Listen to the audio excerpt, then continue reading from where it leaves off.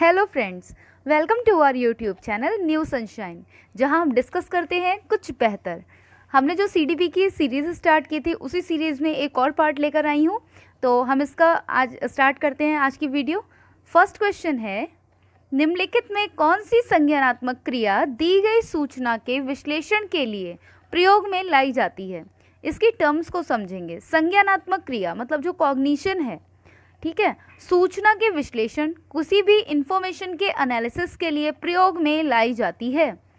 First option है वर्णन करना, सेकंड है पहचान करना, थर्ड है अंतर करना, फोर्थ है वर्गीकृत करना। वर्णन करना मतलब आपने किसी चीज़ को बस वर्णित कर दिया, मतलब कि आपने उसको बस एक्सप्लेन कर दिया जस्ट। पहचान करना मतलब रिकॉग्नाइज करना किसी चीज़ को, वो विश्लेषण नहीं होता, ठीक है। वर्णन करना, पहचान करना, ये विश्लेषण नहीं है, एनालिसिस नहीं है किसी चीज़ का।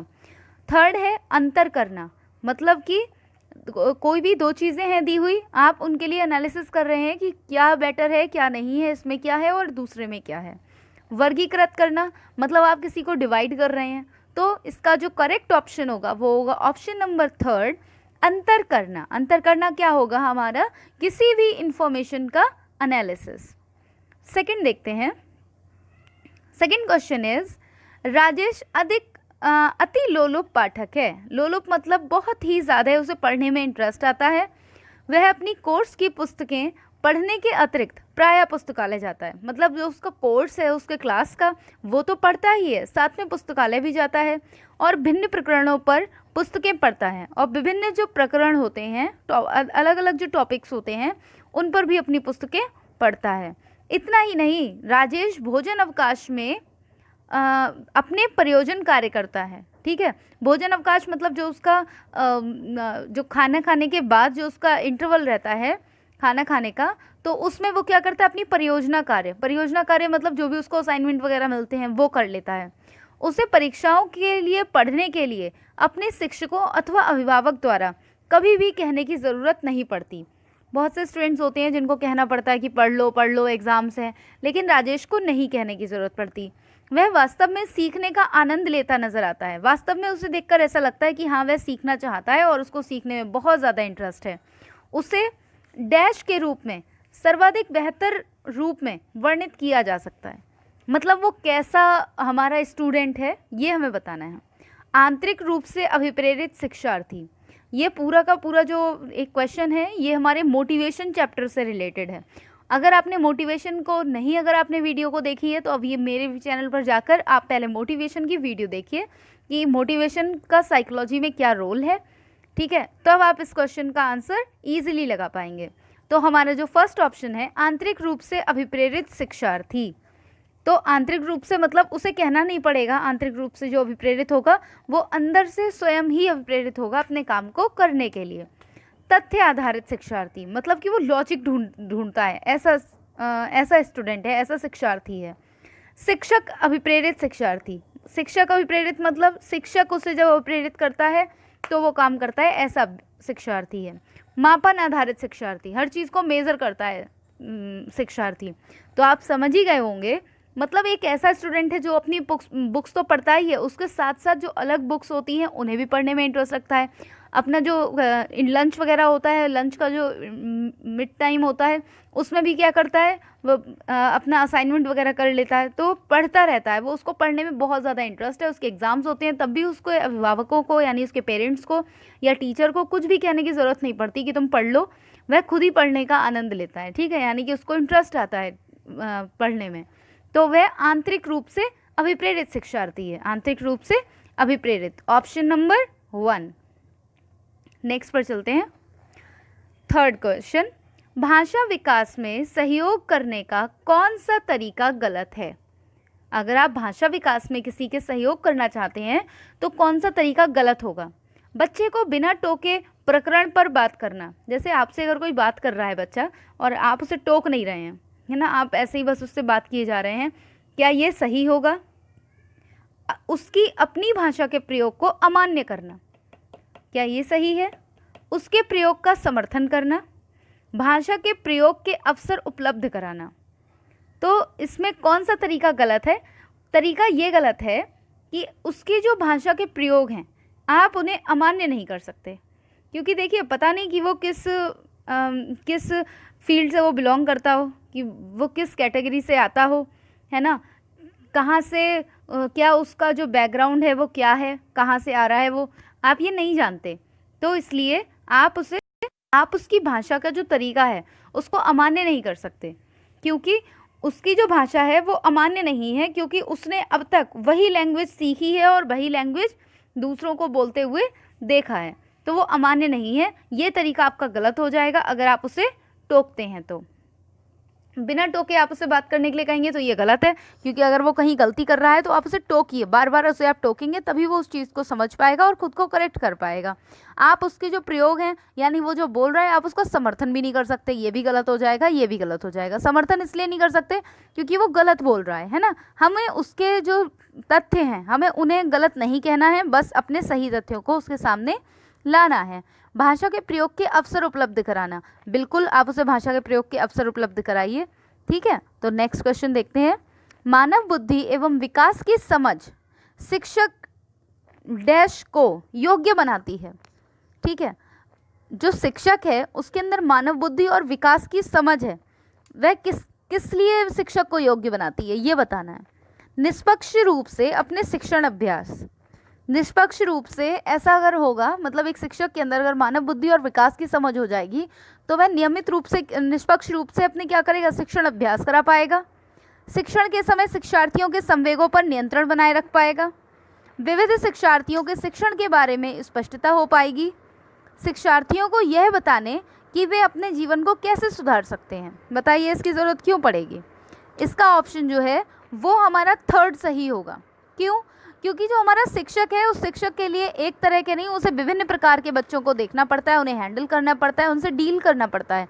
तो ऐसे में अगर उसके लिए पता ही नहीं है कि मानव बुद्धि और विकास है क्या, प्रत्येक बच्चे में अलग अलग होता है या नहीं होता है, तो वह उस चीज़ को अच्छे से नहीं कर पाएगा। तो इसलिए विविध शिक्षार्थियों के शिक्षण के बारे में अगर उसे स्पष्टता चाहिए तो उसे मानव बुद्धि एवं विकास की समझ खुद के अंदर लानी पड़ेगी, तभी वह योग्य बन पाएगा। चलिए नेक्स्ट चलते हैं। निम्नलिखित में से कौन सा सत्य है? यहाँ पर क्वेश्चंस मतलब ऑप्शंस दिए गए हैं, बताना है इनमें से कौन सा सत्य है। शिक्षक द्वारा प्रश्न पूछना संज्ञानात्मक विकास में बाधा है। अगर कोई शिक्षक है वो प्रश्न पूछ रहा है अगर आपसे, तो ये संज्ञानात्मक विकास यानी कि आपके कॉग्निशन में कॉग्निटिव जो आपका डेवलपमेंट है उसमें एक बैरियर है। तो ये सही है? बिल्कुल गलत। अगर कोई टीचर अगर कोई क्वेश्चन पूछ रहा है तो ये बाधक नहीं है, बल्कि ये आपके जो कॉग्निटिव डेवलपमेंट है उसको और ज़्यादा इंक्रीज़ कर रहा है, इन्हेंस कर रहा है टीचर। विकास और सीखना समाज सांस्कृतिक संदर्भों से अप्रभावित रहते हैं। बिल्कुल गलत। जो विकास और सीखना है ये बिल्कुल जो हमारा समाज और सांस्कृतिक संदर्भ हैं उनसे बिल्कुल ही प्रभावित रहते हैं। प्रभावित बिल्कुल अच्छी तरह से प्रभावित करता है। हमने जितने भी अभी तक हमने टॉपिक्स पढ़े हैं साइकोलॉजी में, हमने उनमें देखा है कि जो हमारा इन्वायरमेंट है, जो हमारा सोसाइटी जो हमारी है, ठीक है, जो सोशलाइजेशन है बच्चे का, ये पूरी तरह से बच्चे के लिए क्या करता है, इफ़ेक्ट करता है। तो इसलिए अप्रभावित नहीं कह सकते, ये पूर्णतः प्रभावित करता है। ठीक है, शिक्षार्थी एक निश्चित तरीके से सीखते हैं। शिक्षार्थी एक निश्चित तरीके से, बिल्कुल भी नहीं, ऐसा कुछ भी नहीं है। टीचर है वो बस एक ही तरह से अपनी जो बात को है वो कहे जा रहा है, बच्चे के लिए नहीं समझ रहा है, बल्कि एक ही डायरेक्शन में, जैसा वो अगर क्लास में डिफरेंट बच्चे हैं तो जो बताने का तरीका है वो भी डिफरेंट होना चाहिए, लेकिन वो क्या कर रहा है, एक ही तरीके से सिखा रहा है। क्या ऐसा हो जाएगा कि शिक्षार्थी एक ही तरीके से सीख जाएं हर एक चीज़ को? ऐसा नहीं हो सकता कि शिक्षार्थी एक ही तरीके से सभी चीज़ों को समझ पाएँ। तो लास्ट ऑप्शन हमारा खेलना संज्ञान और सामाजिक दक्षता के लिए सार्थक है। जो खेलना है वो संज्ञान के लिए, मतलब जो बच्चे जो एक्टिविटी करते हैं, बच्चे जो खेलते हैं, तो वो हमारे संज्ञान के लिए यानी हमारे कॉग्निशन के लिए और सामाजिक दक्षता के लिए, जो हम सामाजिक दक्षता हमारी है उसके लिए सार्थक है। तो बिल्कुल जो खेलना है वो संज्ञान और सामाजिक दक्षता के लिए सार्थक है, ये बिल्कुल सही ऑप्शन है। ठीक है, नेक्स्ट पर देखते हैं। समाजीकरण है, इससे पहले मैंने सोशलाइजेशन पर भी पूरा वीडियो बना दिया, अगर आपने नहीं देखा है तो जाकर एक बार उसको चेक ज़रूर कीजिएगा, और जो भी आपके व्यूज़ हो आप कमेंट बॉक्स में कमेंट कर सकते हैं। समाजीकरण है सामाजिक मानदंडों में परिवर्तन, यानी कि समाज के जो भी मानदंड हैं उनमें परिवर्तन करना। शिक्षक एवं पढ़ाए गए के बीच में संबंध, मतलब जो भी शिक्षक है वो और जो पढ़ाया गया है कंटेंट उसके बीच में संबंध, बिल्कुल भी नहीं, ये दोनों ही हमारे जो हैं रॉन्ग हो चुके हैं। समाज के आधुनिकीकरण की प्रक्रिया, जो हमारा सोसाइटी जो है हमारी, जो हमारा सोशल इन्वायरमेंट है वो जो मॉडर्न होता जा रहा है उसकी जो प्रोसेस है वो, ये भी बिल्कुल गलत है। समाज के मानदंडों के साथ अनुकूलन, सामाजिकरण क्या है? तो समाज के जो मानदंड हैं हमें उसके साथ अनुकूलन करना पड़ेगा, वही क्या होता है हमारा सामाजिकरण होता है। तो इसके लिए हमें समझना पड़ेगा सामाजिकरण क्या है, और सामाजिकरण पर पूरा वीडियो दिया गया है, अगर आपने नहीं देखा है तो आप जाकर प्लीज़ उसको चेक कर लीजिए एक बार। ओके, नेक्स्ट क्वेश्चन देखते हैं। एक पीटी यानी कि जो खेल शिक्षक होता है, एक पीटी ट्रेनर है, फिजिकल ट्रेनर, वो क्रिकेट के खेल में अपने शिक्षार्थियों के क्षेत्र रक्षण यानी कि जो फील्डिंग है उसको इम्प्रूव करना चाहता है। क्षेत्र रक्षण मतलब फील्डिंग, ठीक है, क्रिकेट में फील्डिंग होती है ना, तो फील्डिंग को इम्प्रूव करना चाहता है अपने बच्चों में। तो निम्न में से कौन सी युक्ति शिक्षार्थियों को अपना लक्ष्य प्राप्त करने में सर्वाधिक सहायता करेगी, यानी कि कौन सी युक्ति से वो समझाए जिससे कि बच्चे अपने लक्ष्य को प्राप्त कर सके। ऑप्शन नंबर 1, शिक्षार्थियों को क्षेत्र रक्षण का अधिक अभ्यास कराना चाहिए, यानी कि प्रैक्टिस एंड मोर प्रैक्टिस। बिल्कुल सही बात है, आप जितना ज़्यादा किसी चीज़ की प्रैक्टिस करेंगे उतने अच्छे से सीख पाएंगे। अगले ऑप्शन देखते हैं। शिक्षार्थियों को यह बताना कि क्षेत्र रक्षण सीखना उनके लिए किस प्रकार महत्वपूर्ण है। आप उनके लिए एक लेक्चर दे दीजिए कि क्षेत्र रक्षण तुम्हारे लिए इस तरह से ज़रूरी है, इस तरह से ज़रूरी है, तुम्हें इसलिए क्षेत्र रक्षण करना चाहिए। क्या ये सही है? बिल्कुल नहीं। किसी भी जो एक्टिविटी वाली चीज़ है, यानी कि जिसको हम सिर्फ करके सीख सकते हैं, आप उसे सिर्फ बता के, सिर्फ उसको डिस्क्राइब करके आप उसको अच्छे से नहीं बता सकते, ठीक है। नेक्स्ट है बेहतर क्षेत्र रक्षण और सफलता की दर के पीछे के तर्क को स्पष्ट करना, कि फील्डिंग और जो बच्चा सक्सेस होगा, ठीक है, उसके पीछे के जो तर्क हैं उनको बताना। तो वही वाली बात आ गई, आप यहाँ पर भी लेक्चर दे रहे हैं, लेक्चर से कोई फ़ायदा नहीं होने वाला है।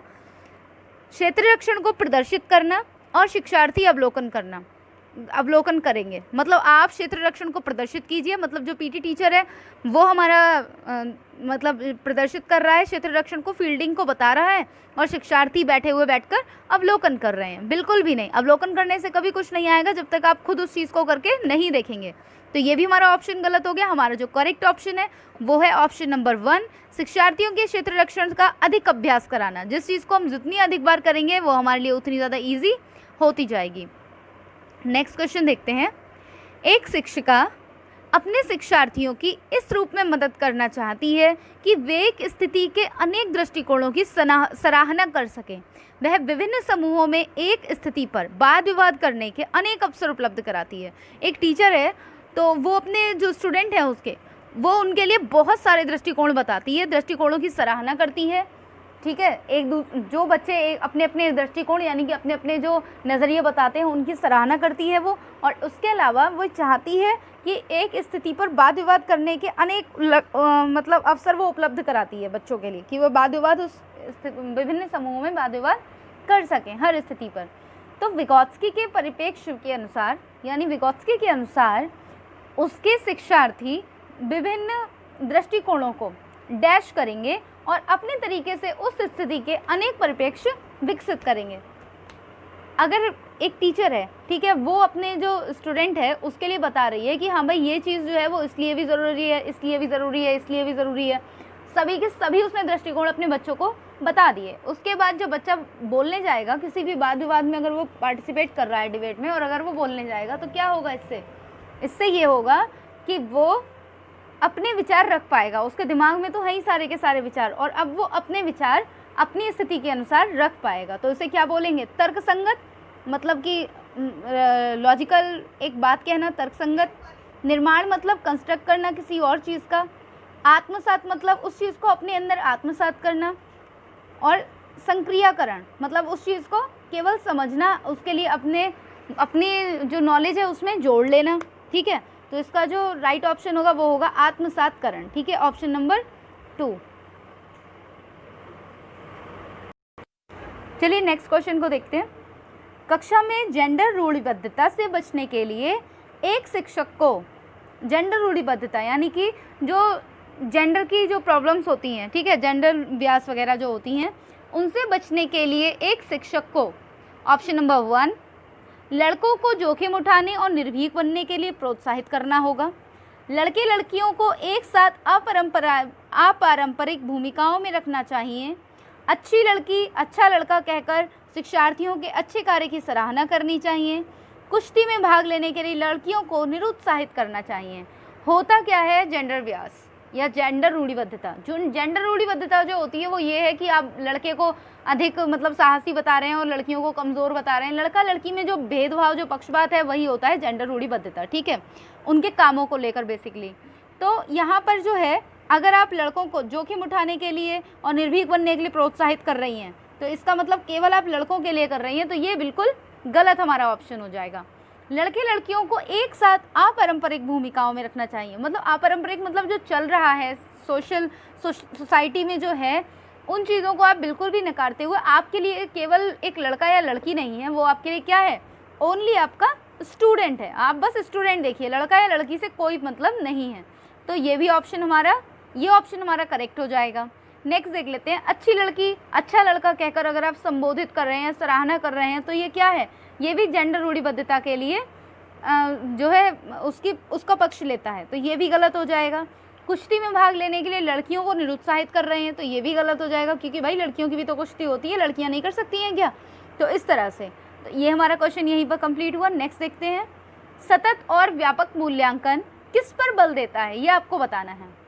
बोर्ड परीक्षाओं की अनावश्यकता पर, मतलब जो बोर्ड की परीक्षाएं होती हैं उनकी अनावश्यकता पर बल देता है। सीखने को सुनिश्चित करने के लिए व्यापक स्केल पर निरंतर परीक्षण, जो आप सीख सकें चीज़ों को, इसलिए व्यापक स्केल पर निरंतर परीक्षण। सीखने, तो हमारे जो है थर्ड ऑप्शन, सीखने को किस प्रकार अवलोकित, रिकॉर्ड और सुधारा जाए, इस पर बल देता है। शिक्षण के साथ परीक्षाओं का सामंजस्य, तो हम देखते हैं बोर्ड परीक्षाओं पर अनावश्यकता पर बल देता है, बिल्कुल भी नहीं, केवल बोर्ड परीक्षाओं पर बिल्कुल बल नहीं देता। सतत और व्यापक मूल्यांकन का अर्थ क्या है, पहले ये समझ लेते हैं। सतत मतलब कंटिन्यूसली और व्यापक मतलब कॉम्प्रिहेंसिव, ठीक है, मतलब व्यापक रूप से जो चल रहा है और कंटिन्यू चल रहा है हमारा इवैल्यूएशन, वो क्या है। तो सीखने को सुनिश्चित करने के लिए व्यापक स्केल पर निरंतर परीक्षण, आप बस परीक्षण किए जा रहे हैं बच्चे का, तो ये भी गलत हो गया, ठीक है। सीखने को किस प्रकार अवलोकित, रिकॉर्ड और सुधारा जाए, तो बिल्कुल सही बात है। हमारा जो सतत और व्यापक मूल्यांकन है इसका अर्थ ही है कि आप चीज़ों को अवलोकित करें, यानी कि ऑब्जर्व करें, उसके बाद उनका रिकॉर्ड बनाएं और फिर उन पर इम्प्रूवमेंट किया जाए। मतलब हमारी जो गलतियां, जो कमियां हुई थी, उनका इम्प्रूवमेंट करना किसके अंतर्गत आता है, वो आता है सतत और व्यापक मूल्यांकन के अंतर्गत। तो हमारा जो सतत और व्यापक मूल्यांकन है वो सीखने को किस प्रकार अवलोकित, रिकॉर्ड और सुधारा जाए, इस पर बल देता है, ठीक है। आई होप ये क्लियर हो चुका होगा। तो फ्रेंड्स, इस वीडियो को यहीं पर समाप्त करते हैं और कल फिर से आऊँगी कुछ नए क्वेश्चंस को लेकर, जो कि मोस्ट इंपॉर्टेंट होंगे और प्रीवियस ईयर क्वेश्चन पेपर से ही आए हुए होंगे। तो हमारे चैनल को अगर अभी तक आपने सब्सक्राइब नहीं किया है तो चैनल को सब्सक्राइब कर लीजिए, बेल आइकन को प्रेस कर दीजिए ताकि आने वाली हर वीडियो की नोटिफिकेशन आपको मिल सके, और साथ ही वीडियो को लाइक एंड शेयर कर दीजिएगा। ओके, चलिए इस वीडियो को यहीं फिनिश करते हैं।